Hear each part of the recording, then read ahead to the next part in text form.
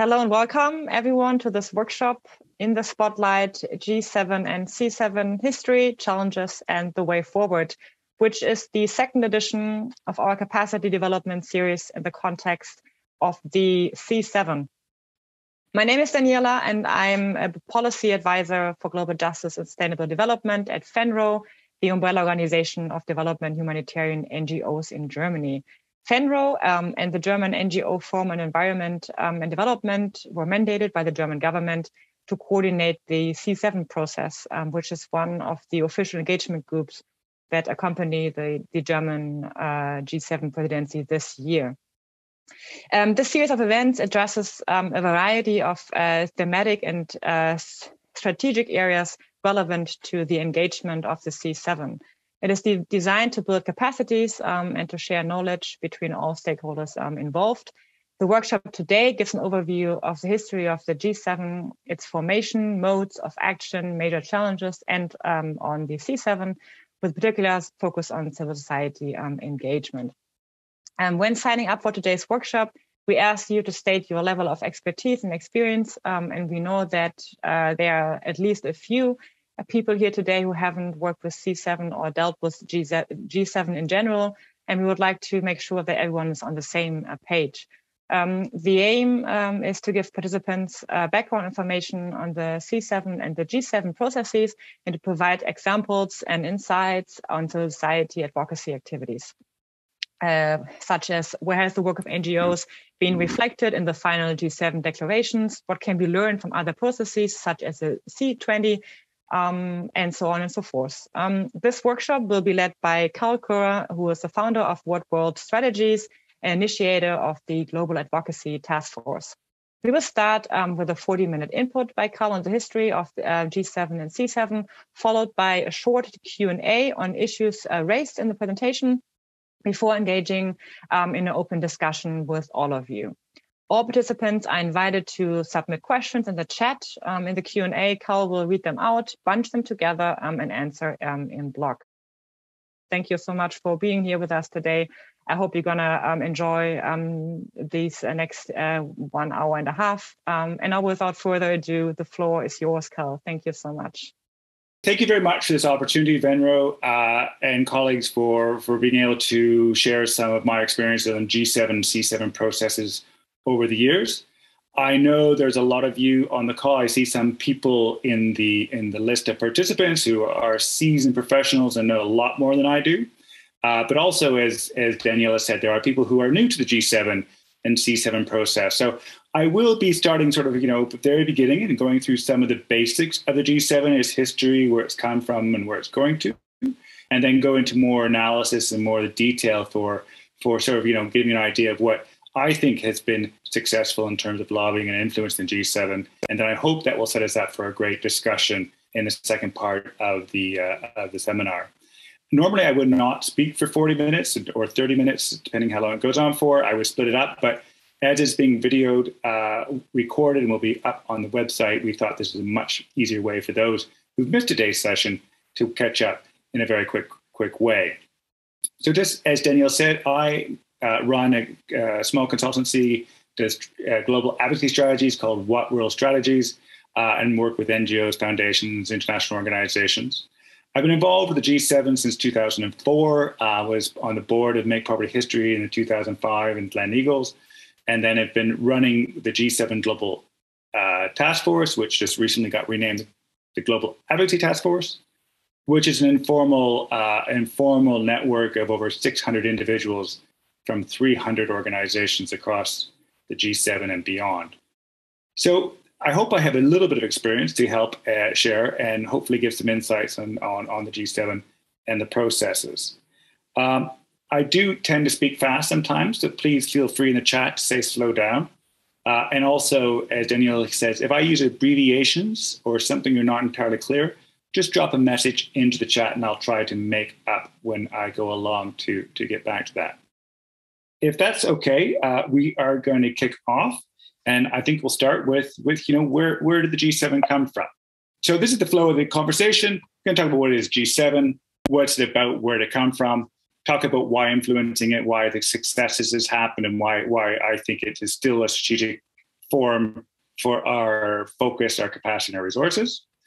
Take a look at how civil society engaged the G7 over the years, the role of the C7, how it's grown, and where it sits at. Kind of then, understand what we've learned, what are sort of points for lobbying the G7, what are some insights that we have, and then some of the challenges to finish off with, followed by the Q&A and the discussion. So the G7 was created born of a crisis. It came out of the sort of the 1971 when the dollar was unpegged from the gold, and then the 1973 oil shock embargoes and oil shock that happened in the early 70s. And the French decided in consultation to chair a fireside chat of G7 leaders in a very informal dialogue and discussion. So the original members included US, France, Germany, Italy, and Japan. In 1975, it happened in a chateau called Rambouillet in south of Paris. In 1976, Canada joined. Some argue to balance the sort of the European focus of the G7, give Canadians on board. And then the EU joined in discussions, or the EC at the time started participating in 1981. As you know, the G7 turned to the G8 in 1998 as a part of reaching out to Russia to bring them into the formal sort of dialogue of leading nations. But of course, in 2014, after the invasion of Crimea, Russia was suspended from the G7 in the year it was due to host, which was then moved to Europe, EU very, very short term. As I still stand, I believe the G7 is still, Russia is still suspended from the G7 and not actually officially kicked out, mainly because they probably don't know what that process has looked like, but I don't think anyone expects Russia to ever join again. So members of the G7, again, a lot of you will know this, but just to go over this again, we have Canada, Justin Trudeau, Boris Johnson from the UK. European Union has two representatives, Ursula von der Leyen and Charles Michel. Germany has, of course, the new Chancellor, Scholz. Italy has Draghi, Kishida from Japan, Biden from the US, and then Macron, presumably from France, although he does have an election coming up. And we will not know the outcome to that until April, but I think, correct me if I'm wrong, that is it's well regarded that he will be re-elected. So the membership happens in rotation. So France had the first one, so it's followed by then, I always get this wrong, but bear with me, France, US, UK, Germany, and then we go to Japan, Italy, Canada, and then we start again. There's a bit of a tradition where, because France set the first one, France sort of sets the broader meta strategy for the G7 or the preceding next sort of cycle, if you like, the next 7 years. And some people argue that happens. Some people say that's a convention that doesn't happen anymore, but it's interesting to keep that in mind. The French tend to have that role because they set up the first one and it's the beginning of the next rotation.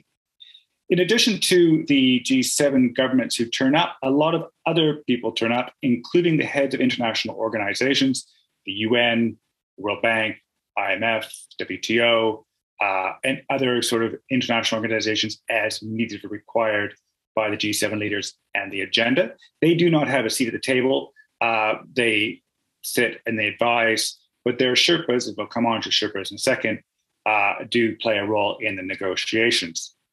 In addition to that, you have what we call the outreach, which began in the 1990s, where the G7 invites leaders to an outreach session. It's usually a lunch. This is around the African outreach. And it's up to the host to decide who will attend in that year. There's no set seat for anyone.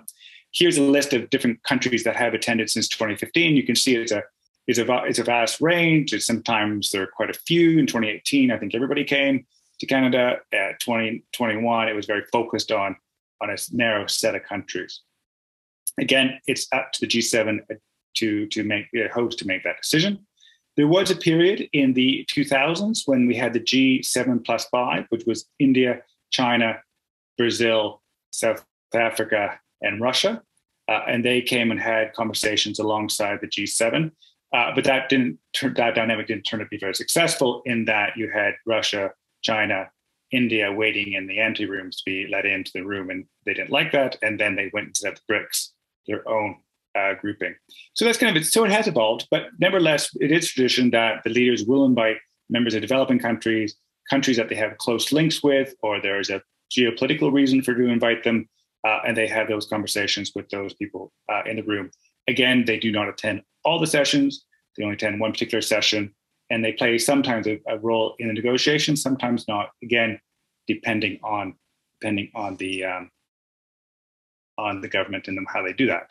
The G7 started, as we discussed, as a group of leaders meeting, but in the 1998 they decided to move some of the agenda office into ministerial level. So they started having ministerial summits on key issues, and that helped the leaders focus on sort of the top issues, if you like. This, of course, again, like the G7, has evolved. There's only two set ministerials. Those are foreign ministers and finance ministers.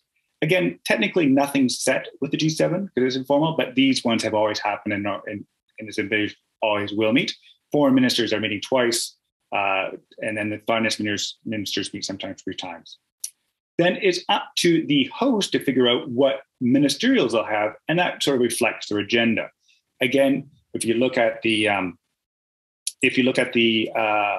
current list, and this is the 2022 list of ministerials, you have a wide range, 12, which is relatively large, 14 altogether.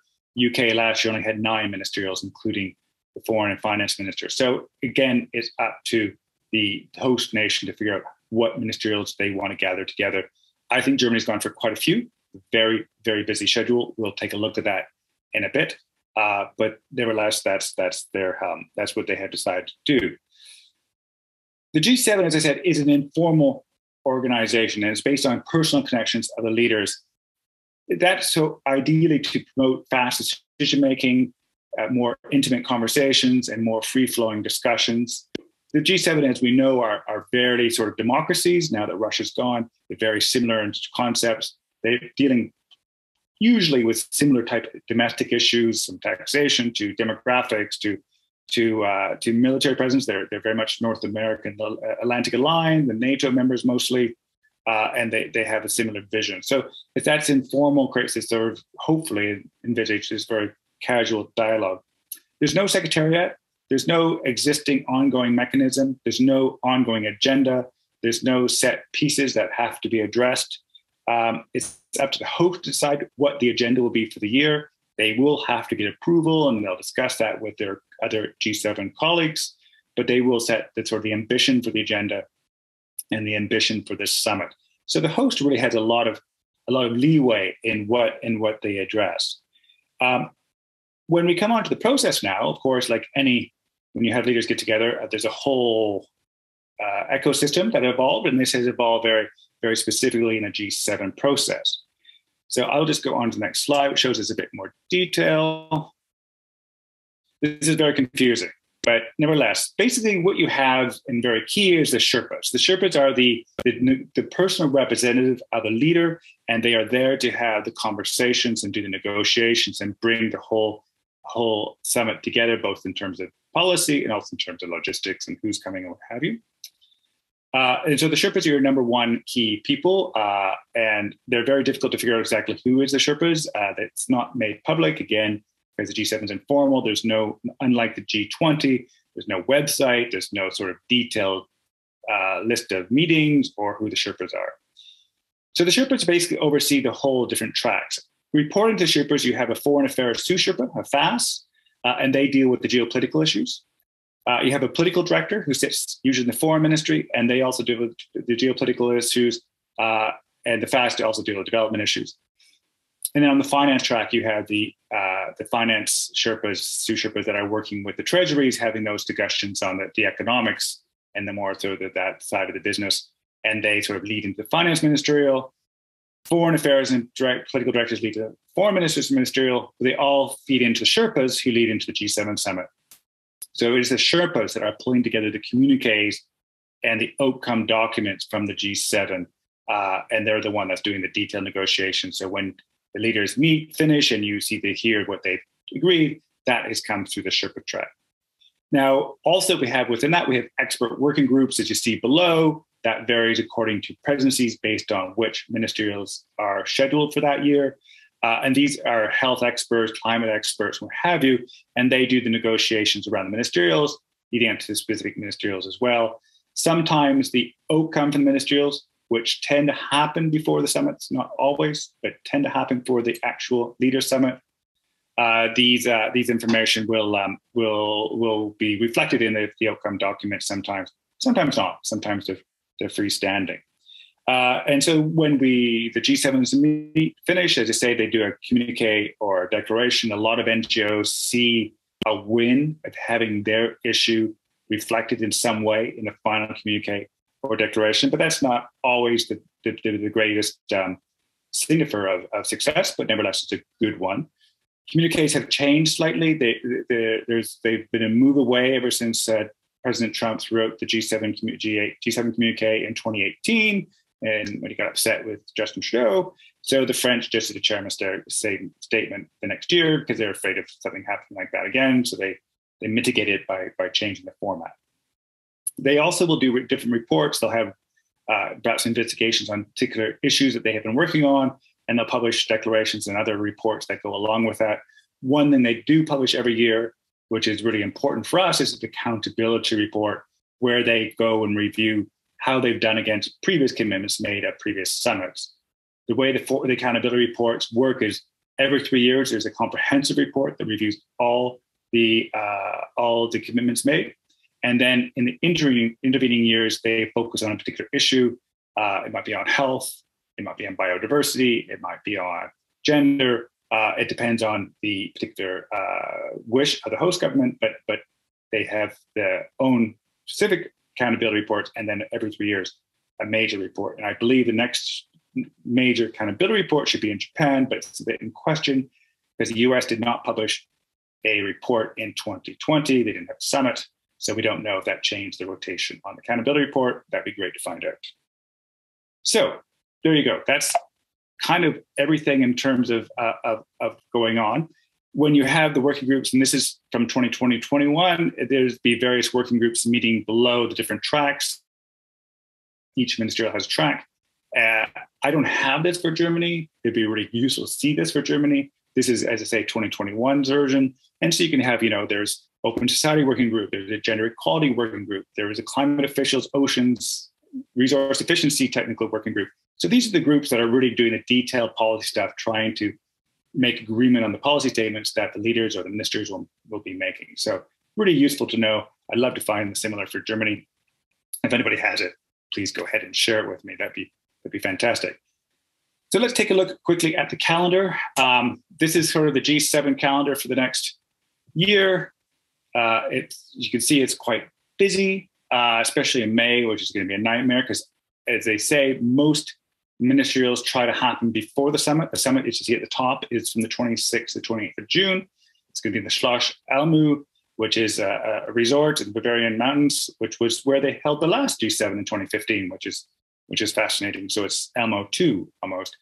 So we have finance ministers meeting happening in April around the World Bank meetings, then again in May, and then we have finance ministers possibly meeting in the summer, and then again in late November. We have the health and digital affairs and finance ministries, agriculture happening in May. You can see there, you'll have the development ministers meeting on the 18th and 19th of May. They're doing a joint health and development ministerial on the 19th, and then the health ministers are meeting on the 19th to 20th. So they're going to come together and have a joint agenda to talk about health and development and share that agenda, which is kind of an interesting combination. They do that occasionally. And then we basically, after the summit, it slows down slightly. You have you have sustainable urban development happening in September, trade ministers happening again, and then the World Bank meetings and the finance ministers, gender equality. So then it slows down. But don't forget, the Germans will hold the presidency until the end of 2022 when they'll hand it over to Japan, who takes over in 2023. So they do own it for the whole of the year, although you would have to argue the big momentum comes to an end at the Leaders Summit, and then things tend to slow down quietly after that.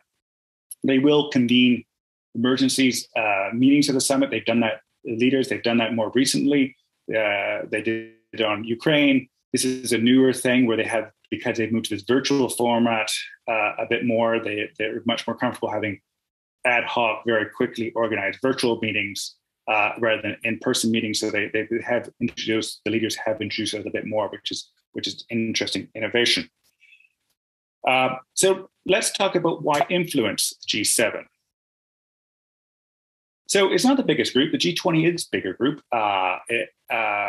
It has obviously more countries. It's much more reflective of the wider community, although people argue it's not as good as the UN, but nevertheless, the G20 is bigger. But the G7 still represents 40% of the global output. As I said before, it's a lot of collection of like-minded governments, democracies that have a collective role in similar ideas of what's going on in their own countries, as well as they have a bit more of a collective ownership of supporting global public goods, health, climate, those issues like that. I would have to say that over the last couple of years, the G7 has come less about financial commitments, not less concrete and more visionary.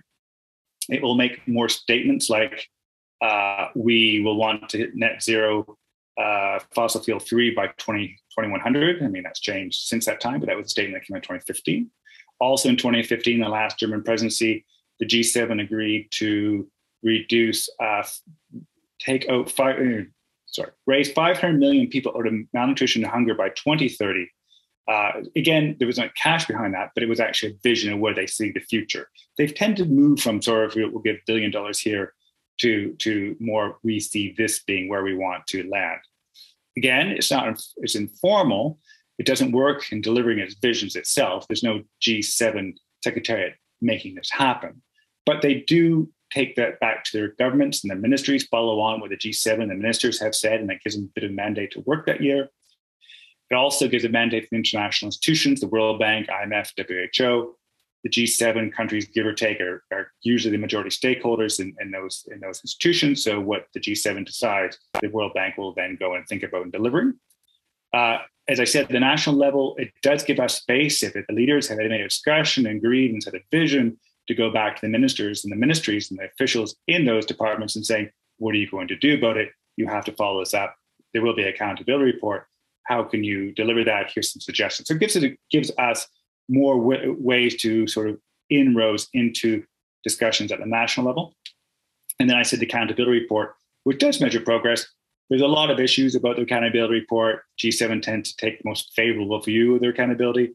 They also do it themselves. There's not very much consultation, and the report is not always published exactly the same time. So it's a bit of questions around that, but it is there, and it is an instrument to be used. Then if we look at how the G7, some significant output from the G7, here just someone I pulled together. There's many others, of course. This is the one I'm taking a look at. Birmingham in 1998, and this is kind of the beginning of the change of the G7, where it moves from more financial into looking at the economic issues. It had debt relief for developing country process. It kickstarted that. In Okinawa and Genoa, Okinawa agreed the establishment of the Global Fund for TB, malaria, and AIDS. Genoa had funded it, so that was a combo. Gleneagles, they came with this $100 billion commitment to ODA, increasing it to $100 billion. Huntington Dam in 2015, this global health initiative, $60 billion. L'Aquila, sorry, there's the wrong way around. L'Aquila gave a food security initiative, $20 billion, coming out of the food crisis, price crisis, 2008. 2010, bespoke initiative for newborn child and maternal health for $7.3 billion. And then sort of 2015, LMO with the $500 million and the fossil fuels. So those are some, there's some substantial things. A lot of them have made a big impact on developing countries. The Scope Initiative, the $100 billion ODA, Global Fund, as we know, is still going on strong. So these really were some major initiatives that came out of the G7 process. And if you can get the G7 behind something and get it on their agenda and get momentum, you can make significant changes that really have a multi-year impact. So it really does remain, even today, a force for lobbying and for delivery. So again, apologies for talking so much. I'm going to now move on to civil society engagement. Take a look at that and how C7's evolved and changed, then we'll come to questions. So bear with me. Apologies for this long process of conversation, but it's good for recording. So civil society engagement. The G7, which is going, as I said, since 75, protests have always happened around G7. It's always been a center when leaders get together that people target and focus on in terms of protest and dialogue. But it definitely has moved more from protest to dialogue over the past 20 years. In the 1990s and the 2000s, there was a lot of massive mobilizations around the G7. As I said, in the Birmingham venue, 70,000 people linked hands around the venue. They actually physically linked hands around the venue, calling for debt relief. Street protests then kicked off. You may remember, those of you who were around or those you studied it. You had the WTO, the Battle of Seattle, where the WTO, World Trade Organizations, in 1999 had a big protest, and that was followed onto the G7. A lot of focus at the G7. A big 200,000 people protested around Genoa, and that sadly led to a death at a protester. Very sadly, you then found the G7 retreated from cities. There was no longer the Denvers, there was no longer the Birminghams, the Genoa. You now moved to the Rockies. Kananaska kind of had it in the Rockies, very remote. France had an Evian, which was very difficult to access from France, although actually it worked out that protests happened in Geneva, so the Swiss actually had to pay for all the protesting, which was a point of contention. Sea Island in the US is an island off the coast of North Carolina, Glen Eagles in Scotland. So they moved away from centers to be more remote, so the protesters had more difficulty massing protests. So in 2005, we saw 250,000 march in Edinburgh, and then we had the Live Aid concerts, which were around the world, which created a lot of momentum. And in 2007, you had protests at Rostock around the Huntingdon Dam. And then in 2010, you had protests in Toronto that were focused on G20 and G8 and very serious protests there.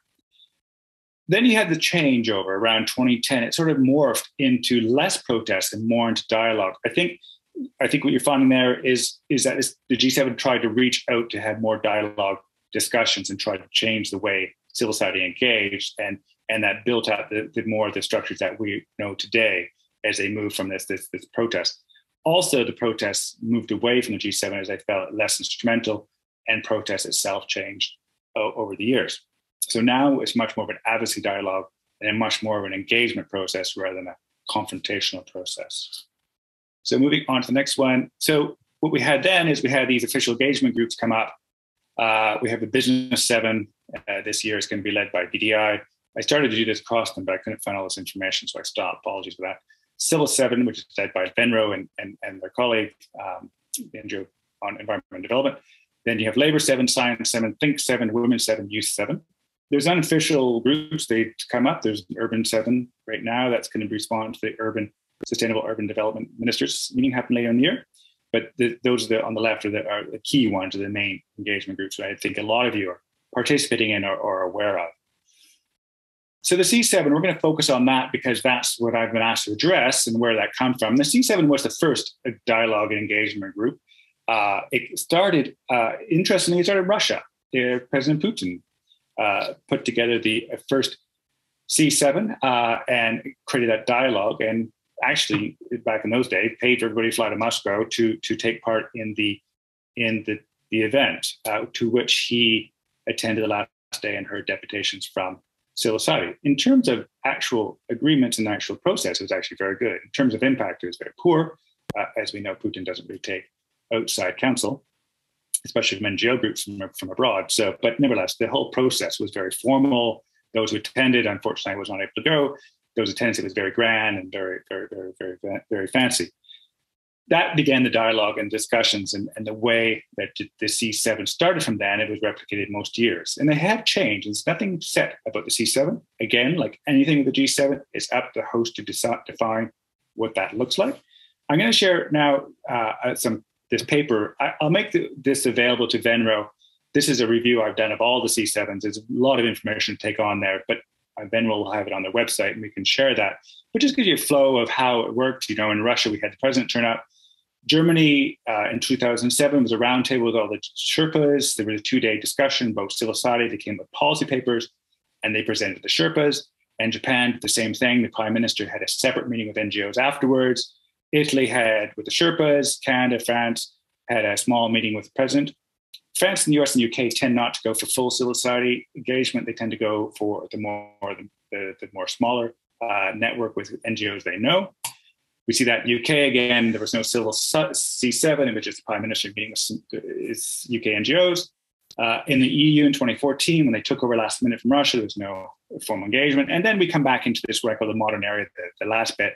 Germany had a very good one in 2015. Chancellor Merkel came and met and had a dialogue. And then we had that with Japan, with Sherpas, and Italy, we had a government minister, Canada, we had a government minister, France, government minister, and Macron met with a small group again. And then in the UK last year, there was a government minister. It was a large meeting. It was a virtual meeting. Then this year, as you know, we'll talk about later, is the C7. And hopefully we'll have the chancellor. That seems to be a German tradition, and it'd be nice to replicate that. So it's a way of dialogue and discussion. But in the last 2 years, it's become more formalized. In 2019, President Macron and the French government convened a large citizen dialogue, which is spelled wrong, sorry about that, citizen dialogue in Paris, and brought all the engagement groups together in one day to have that discussion. Then the UK took on the official engagement groups, the ones that we shared before.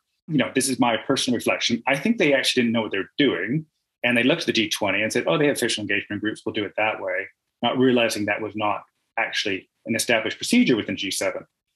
So what you have suddenly is the G7 has introduced the official engagement group without the infrastructure that goes with that, which I know Bond did a lot of work last year to replicate, and Venro is now doing a great job, is that you have to convene these working groups suddenly every year to have this discussion, to build the relationships, to build the policy, then to present them at a summit. And as you know, the C7 is happening the 4th and 5th of May, I believe, this year, to the government ministers. Before it was just an event, now it's a process. So this is a bit of a change, and something that's taking some time to get used to and build up the infrastructure that doesn't exist there, which the G20, on the other hand, had the infrastructure from the beginning, and actually has slightly different funding relationships and an ongoing secretariat.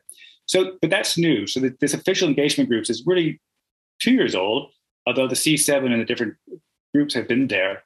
This formalizing it into more of this, we will speak to the engagement groups, is a new thing and something we're all coming to learn about. I'm going to move on now, again, talking a lot, to a little bit about influencing the agenda. How does it work, and how do you lobby the G7 based on that?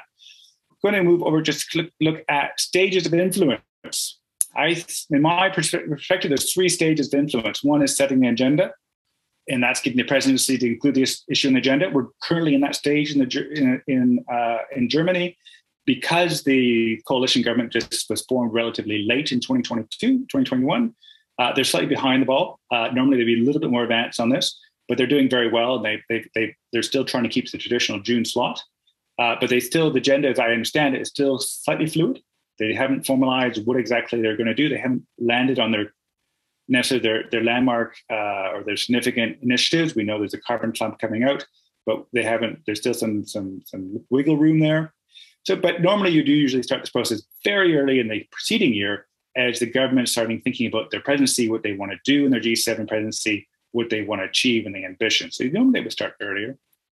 Once the agendas comes out in the January, February time, again, slightly late this year, you would then look to push on particular parts of the agenda that you think is very useful for you. You would want to just define that a bit more, try to help government ministries figure out what they want to achieve, what's some of the policy. This is where you get into language. You start sharing clauses, what you think could be dropped in the communique, making life easy for them. And then lobbying for finance, because finance is always usually part of this process, and just targeting the different groups there. So you present policy papers, strong evidence-based arguments, and then you do a bit of petitioning, like actual petitions, letters from high-level or influential people, doing high-level meetings, policy dialogues, what have you. And then the third part, which is come nearer the summit, is then you're moving from a policy dialogue to just a visualization and media work as you try to use the media attention of the G7 summit to highlight your issues and highlight what the G7 is doing or isn't doing on your issues. And you do that through the range of visual events and campaigning. In terms of influencing the agenda, a couple of things, just little case studies.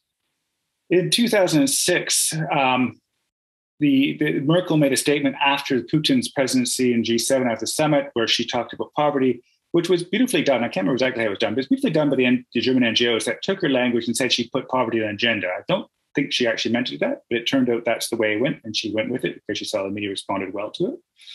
There was also, we were told by the German Sherpa at the time, that there was a petition that was put by fax, tells you how long ago it was, from mothers in Africa asking Merkel to put maternal health on the agenda. And apparently that we were told by the Sherpa that influenced Chancellor Merkel quite strongly. And there was that sort of led to some of the big health initiatives at Hellingen.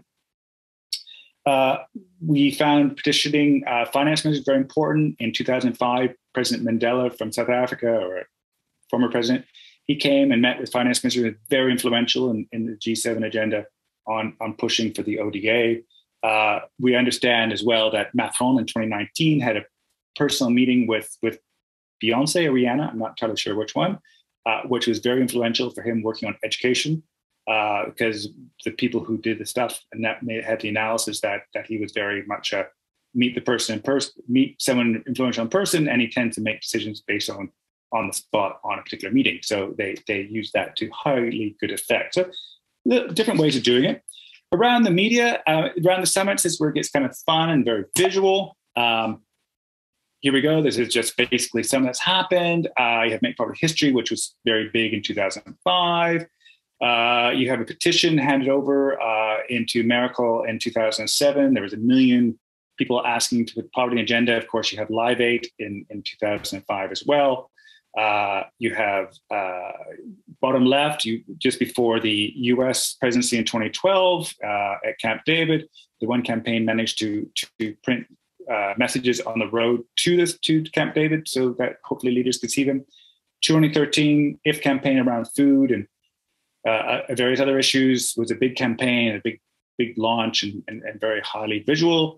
And then on the left, last year in Cornwall, this is Greens for Vaccines. People came together and the Green community said vaccines is the G7's big issue. You need to address that because that's a global good and it's like climate change. And so we can't address one without the other. So they came together and talked about Sink and Swim or ice cream van vaccines and an ice cream van that went around the different media events and gave ice cream with little wafers with messages to the press. So there's a lot of fun stuff around the media that you can do around the actual events. When you go along to key lobbying points, I'll go through this relatively quickly because I know we're going on for a long time. So basically, I think you need to figure out where your issue sits on a graph. If you look at the graph on the right, likelihood means chance at the end, the G7 passing it is the top.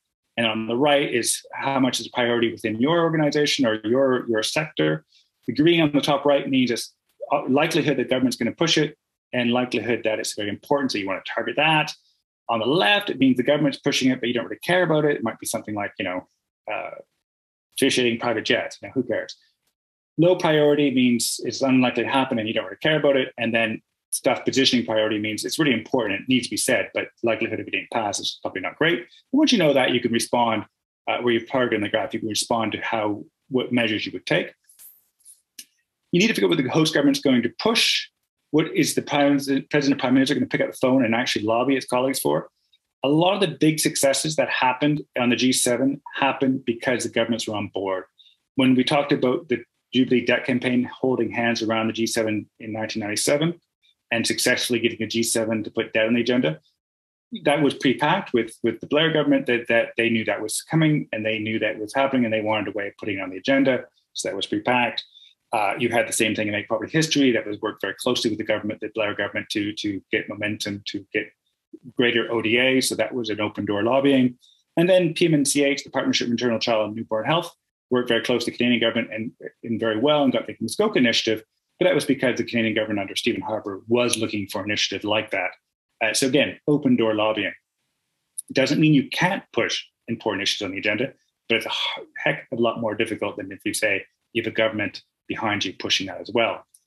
I should also say, just don't focus on the summit. Getting the finance minister to support stuff and finance something is hugely important. Foreign ministers communicate is usually actually very good on our issues and actually it's very advanced and ambitious. So getting inclusion language included there also is a win. And so they should not ignore the summits. Obviously on your ministerials on your particular issue will be important for dealing with your ministries going forward. Use the media to mobilize supporters, get petitions. That gives the politicians a mandate, puts pressures on them to their constituents, to their MPs. MPs don't like being felt they're not addressing their constituents' issues. They put pressure on ministers, and that works its way up. So all those traditional lobbying advocacy routes still work in the G7 process. Don't work on just one policy approach. You know, the C7 is fantastic, but that's a policy approach. It's one strand of your work. You shouldn't just put all your eggs in one basket. You should combine the policy, mobilization, policy, direct lobbying, meetings, what have you, the whole thing. And don't just focus on one country, because you do need a momentum of countries, if not all the countries, momentum G7 countries to agree to your issue. If you have Japan behind it, but only Japan, and they're not the host, it's not going to be the most successful strategy going forward on that. Just want to go to a couple of sort of challenges and kind of things to work out. I have a thing, G7s are not just for Christmas, and we have this expectation that G7 will deliver, kind of like Santa Claus for those from that religious bent. Santa Claus will come give you presents, but on the day you're slightly disappointed that Santa hasn't quite brought you the present you wanted, and then you forget about it completely until next Christmas. G7s, I think we need to get a better civil society in monitoring between summits on how the G7 is progressing against the commitments. The B7, the B20 here, sorry, the Business 20, do a dashboard. I'm not always a great one for copying what business do. I think they're very different sectors, but I think this case is really useful. They look at how the G20 has addressed their issues that they put in their policy recommendations. I think this is a very interesting way of doing it, so we can actually have some real-time assessments very quickly after the summit to say how successful we were. Because we do need to spend more time saying, did this work and did that not work? And we'll learn from that.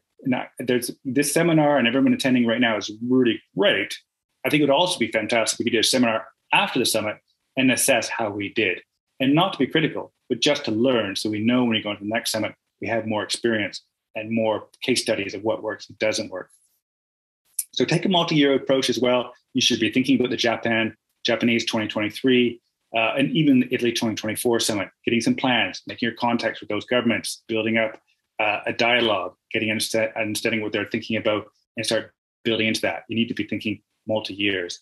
And then use the accountability process, keep out the pressure, and making sure that when the summit concludes in Elmo and they go home, that the pressure still continues on, and you're still meeting your Sherpas. You're still having those dialogues and discussions throughout the year to make sure that they are delivering on the commitment they made, and also teeing them up for future commitments. So I have been speaking for an extremely long time, so I am going to stop there, to great satisfaction, I'm sure, from all of you.